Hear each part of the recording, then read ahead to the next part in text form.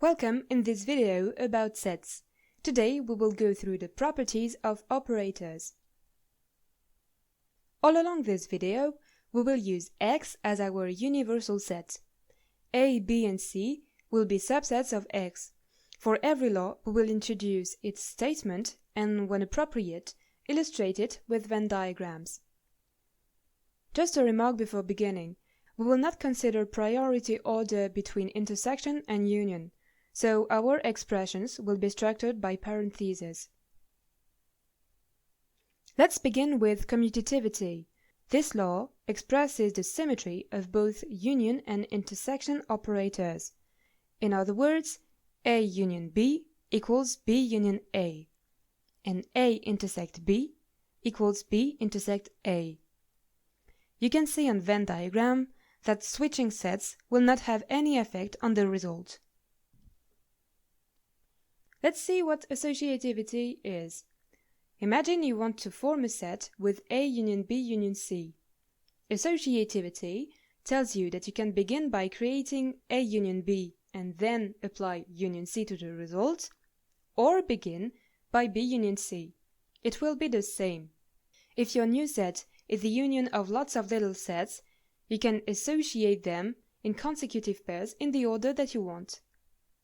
Here, if we begin by A union B and then add C, we obtain the same set as if we had begun by B union C and then added A. The same law stands for intersection. If we begin by A intersect B and then keep only the intersection with C, it will be the same set as proceeding first with B intersect C and then with A. But now, what if there is not only unions or only intersections in your expression? Well, this has to do with distribution. You know from algebra that multiplication distributes over addition. The same property holds here, with intersection distributing over union. More precisely, B union C intersect A will give the same result as the union of A intersect B and A intersect C. What's new here is that union distributes over intersection. If we take B intersect C and reunite it with A, we obtain the same set as the intersection of A union B and A union C.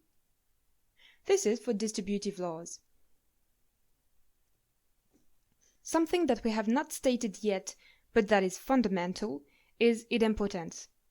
It simply says that A union A equals A, and A intersect A equals A, and this for every set A.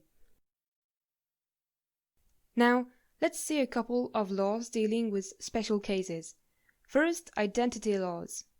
The first one says that adding nothing to A results in A.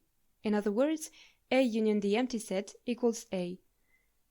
The second one says that what is common to A and the universe is A.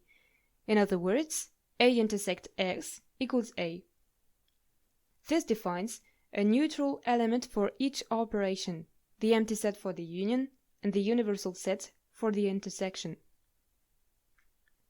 At the opposite, bound laws define absorbing elements. First, the universe is absorbing for the union, A union X equals X.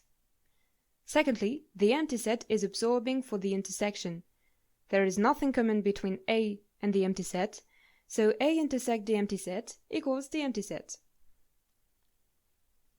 Now, let's go on with absorption laws. This will simplify your life.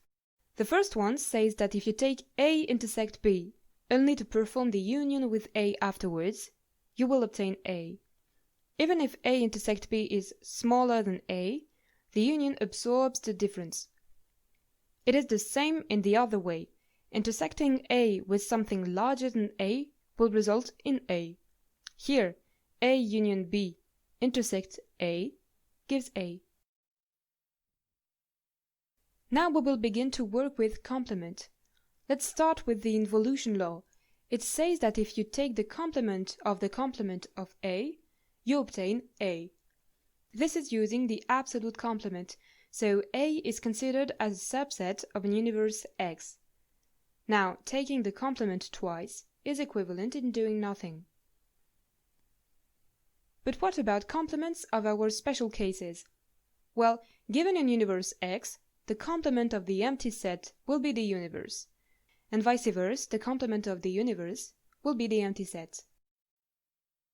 Now we have defined what was the complement of the complement, and we have defined complements for two special cases. But the so-called complement laws define the complement of A, with A being any set. First, the union of A and A complement is X. This means that the complement of A has at least all the elements of the universe that A has not. But we need the second law to complete our definition. The intersection of A and A complement is the empty set.